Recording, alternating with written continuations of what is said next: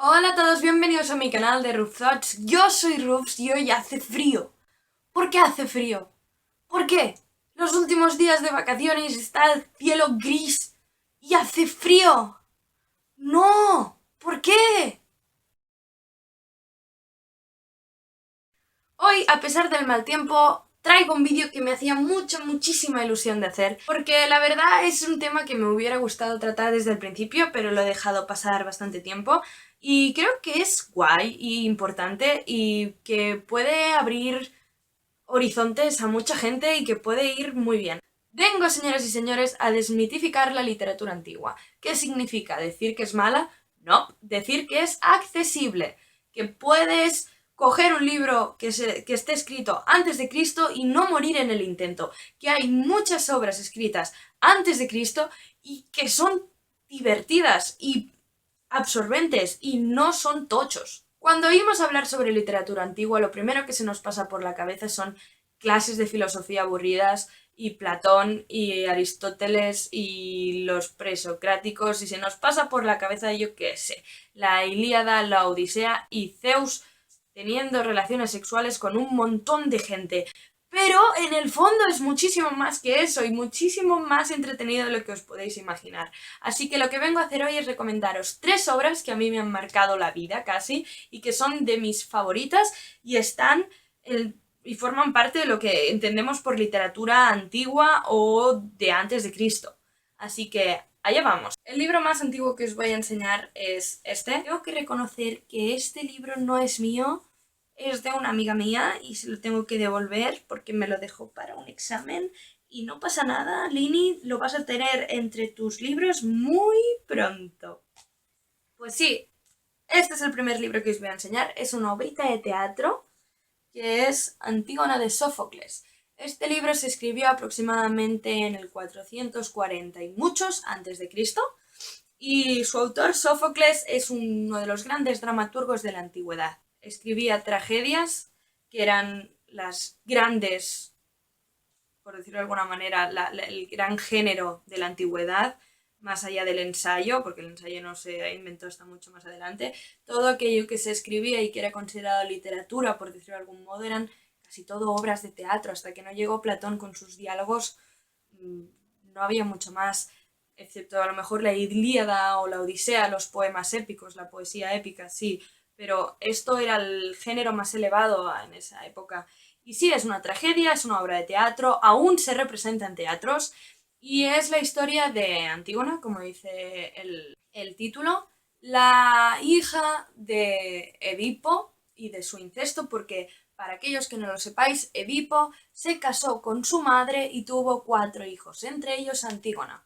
Antígona, por lo tanto, está maldecida por los dioses y todos sus hermanos igual, y es una maldición que, como ha sido producida por el incesto, es muy poco probable que se quiten de encima. La obra empieza cuando los 2 hermanos mayores de Antígona acaban de enfrentarse en un combate a muerte por la soberanía de la ciudad en la que vive, Tebas. Apunte, Antígona y todos sus hermanos son hijos del rey, por lo tanto príncipes, princesas y futuros gobernantes de su ciudad. Entonces es bastante más complejo el tema. Los 2 hermanos se enfrentan y fatídicamente mueren los dos, y entonces solo se enterra a uno de ellos, el que tenía derecho a reinar. El otro no es enterrado. Según la antigua religión griega, aquellos a los cuales no se les daba sepultura, es decir, tirarles arena por encima aunque no se los entierre y ponerles una moneda en la mano para poder dársela a Caronte cuando vayan al inframundo, al no ser enterrado con la sepultura oficial, no irá al mundo de los muertos y por lo tanto vagará por la tierra hasta el fin de los tiempos. Y entonces Antígona, que tiene un sentido de la justicia muy importante y muy heavy, decide enterrar a su hermano y es a partir de ese momento lo que pasa. Es una tragedia, por lo tanto podemos imaginarnos más o menos que no va a acabar precisamente feliz, pero es un libro muy bueno, porque ya os digo, a pesar de haber estado escrito en el 400 a.C., se lee muy rápido, es interesante, te enganchas porque realmente te encariñas mucho con el personaje de Antígona por, por, por su moral, por seguir hasta el final lo que quiere, y por no dejarlo por nada del mundo. Y es por lo tanto un libro que más allá de la historia que cuenta nos habla sobre la vida, la muerte, la lucha casi ya universal de las mujeres por nuestros derechos y al fin y al cabo el amor por un hermano y lo que nos lleva a hacer el perseguir nuestra voluntad a pesar de la ley. Es bastante interesante todos los mensajes que hay detrás de este libro y realmente es muy chulo y muy fácil de leer y lo recomiendo muchísimo. Y aquellos que no leáis teatro, empezar a leer teatro, que es muy chulo, de verdad, que os encontráis historias maravillosas. Como decimos, ¿sabes que no me he leído nada de Shakespeare? Teatro, coño. El segundo libro que os traigo es de Platón. Por favor, que nadie se vaya. Ya sé que cuando se dice la palabra Platón, la gente huye por patas, pero no debéis hacer eso. Platón es mucho más accesible de lo que os pensáis. Pensar que lo que escribe Platón no son precisamente obras así. Si encontráis una obra así de Platón, es una recopilación de obras, no una obra de Platón. Lo que os traigo es uno de sus diálogos, el primer gran diálogo de Platón, creo yo, que es este, Apología de Sócrates de Platón. Para aquellos que no lo sepáis, Sócrates fue el profesor de Platón, aunque hay algunos que dicen que Sócrates no existió nunca, pero bueno, vamos a dejarlo en que fue el profesor de Platón. Y nunca escribió nada en vida, así que se dice que Platón es la pluma de Sócrates. En la mayor parte de sus diálogos, porque lo que Platón escribe son diálogos, son dos personas hablando y llegando a conclusiones, se encuentra su maestro Sócrates, que ya estaba muerto, pero él crea el personaje ya casi como un personaje de ficción, dialogando con gente ilustre o incluso gente humilde para poder llegar a conclusiones que explican su manera de pensar y su dogma filosófico. Como veréis, el título Apología de Sócrates significa la disculpa de Sócrates, que en el fondo no está bien traducido el título porque realmente no es una disculpa, sino es la defensa. Lo que intenta hacer Platón aquí es describir cómo fue el juicio a Sócrates. Sócrates, para los que no lo sepáis, murió porque fue condenado a muerte. Y básicamente lo que le dijeron es, muy bien, chato, tienes que morir. Le dieron una copa de veneno, se la tuvo que beber y murió. La historia de Sócrates es muy interesante, pero ya os la contaré. En esta obra aparece el juicio y los diálogos que se dan en el juicio. Es decir, la defensa alegando lo que tenga que alegar, la acusación diciendo sus cargos y es Sócrates solo defendiéndose de todos aquellos que quieren condenarlo a muerte. ¿Por qué es interesante esta obra? Aparte de porque es muy cortita, porque es un juicio, es todo un diálogo, señores y señores. Ya os digo, diréis, ¡buah! Aquí no veo guiones. Son parrafones muy grandes. Es decir, Sócrates habla mucho. Por los codos hablaba Sócrates. Pero muchísimo. ¿Por qué es interesante? Porque Sócrates, según cómo lo describe Platón, es un guasón. Sócrates va de listo por la vida. Y entonces, pues, realmente te llega a convencer a ti de que él nunca ha hecho nada mal. Que la gente que le está acusando está totalmente loca y en el fondo lo único que le tienen es envidia. Y esto como lo consigue Platón, escribiendo de tal manera que, sinceramente, toda la gente que acusa a Sócrates en este libro queda de tonto para abajo. Pero de pobre hombre, tontísimo. Es muy divertido de leer porque llega un punto en el que llegas a reírte con Platón de todos aquellos que mataron a su maestro.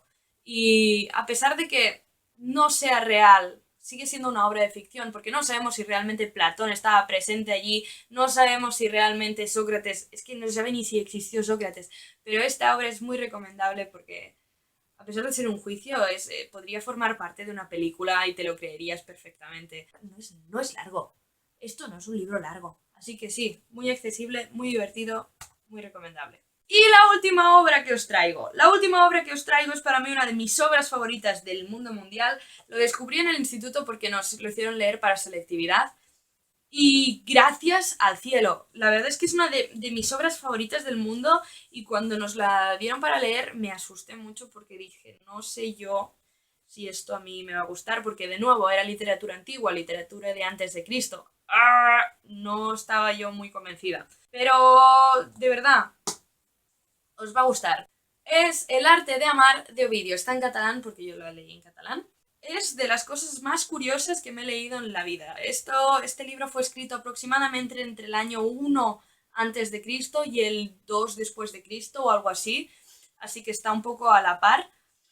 Pero es que os juro que jamás me había sentido tan insultada, halagada y repelida y al mismo tiempo atraída por un libro. Lo que hace aquí el señor Ovidio, que se creía muy listo él, es describir todas las verdades y maldades y bondades del amor. Lo que es esto es un manual para poder ligar, básicamente. En su época, Ovidio escribía desde manuales así hasta cómo preparar cosméticos en casa para las mujeres, o cómo preparar perfumes, o cosas que excitan a las mujeres, cosas muy bizarras que actualmente solo encontramos por eso en revistas del corazón o yo qué sé, te compras un libro sobre belleza o algo así. Por este señor lo escribía en el año 1 antes de Cristo y te da consejos para ligar. Este libro está dividido en 3. Los 2 primeros libros van dedicados a los hombres y les explican en el primero cómo conseguir a la mujer que aman y segundo cómo conservarla. El tercer libro va hacia nosotras las mujeres y nos dice cómo podemos conseguir al hombre de nuestros sueños. Tengo que reconocer que sí, hay muchas partes de este libro y por eso he dicho antes que en parte odiaba un poco a Ovidio y por otro lado le quería, son un poco machistas, pero tenemos que tener en cuenta que es el 1 antes de Cristo. Pasaban cosas horribles, muy feas y muy tal, pero dentro de lo que cabe es de lo menos machista de la época. Léete tú la Biblia. Léete tú la Biblia, eso sí que es machista. Y es uno de los bestsellers más vendidos de la historia, o el más vendido. Este libro está entre lo machista, lo progresista, lo morboso, lo asqueroso, lo sexy, lo romántico. Es una cosa extraña. Pero realmente te ríes mucho con él. Además, está plagado de referencias mitológicas porque muchas veces cuando te quiere ilustrar una manera de hacer o una manera de enamorar a alguien o una manera de seducir a alguien o de evitar a alguien, lo que hace es tomar prestados fragmentos de historias mitológicas, ¿no? Como por ejemplo, Apolo persiguió a Dafne hasta que Dafne se convirtió en un árbol, o como por ejemplo Zeus se convirtió en toro para enamorar a Europa, cosas así, ¿no? Y está plagadísimo, plagadísimo. Entonces, si alguien se interesa por este ensayo, que realmente no es nada largo, buscar uno que tenga explicaciones y muchas notas a pie de página. Muchísimas, vais a necesitar muchísimas, porque hay muchas referencias a entender. Y realmente es bastante heavy porque te dice las cosas muy directas. Pero lo disfrutas mucho, te ríes y le odias y le amas mucho. Y aprendes algo, ¿eh? La verdad es que se aprende alguna cosita que otra. Pues sí, hasta aquí el vídeo de hoy. Espero que os haya gustado y que os animéis a coger estos libros antiguos, aunque no sean estos, cualquiera, algún diálogo de Platón, alguna otra obra de teatro, hay muchísimas obras de teatro, incluso comedias muy chulas, como de Aristófanes, o ensayos de Ovidio, también tienen las Metamorfosis, y los leáis, porque son obras que de verdad son cortitas, son entretenidas y al fin y al cabo es historia de nuestra literatura, de la literatura occidental y es muy muy interesante de leer y al mismo tiempo muy muy divertido. Bueno, espero que os haya gustado el vídeo de hoy, a mí me ha encantado hacerlo como siempre. Si os ha gustado la idea, ponerlo en la cajita de la descripción y os traeré nuevas recomendaciones así de este tipo que son distintas y no muy conocidas y para mí va a ser un placer porque me encantan estas cosas y a lo mejor dentro de nada hago un vídeo sobre literatura medieval o cosas así porque ya os digo, hay muchos libritos y muchas cosas, muchos tesoros que no contemplamos por el simple hecho de ser antiguos y que creemos que no, que son difíciles de leer o que no vamos a conseguir acabar o cosas así, cuando al fin y al cabo muchas veces son obritas pequeñas con ideas súper de nuestra época y con cosas muy muy curiosas que por encontrar, leer y disfrutar. Así que sí, hasta la próxima. ¡Chao!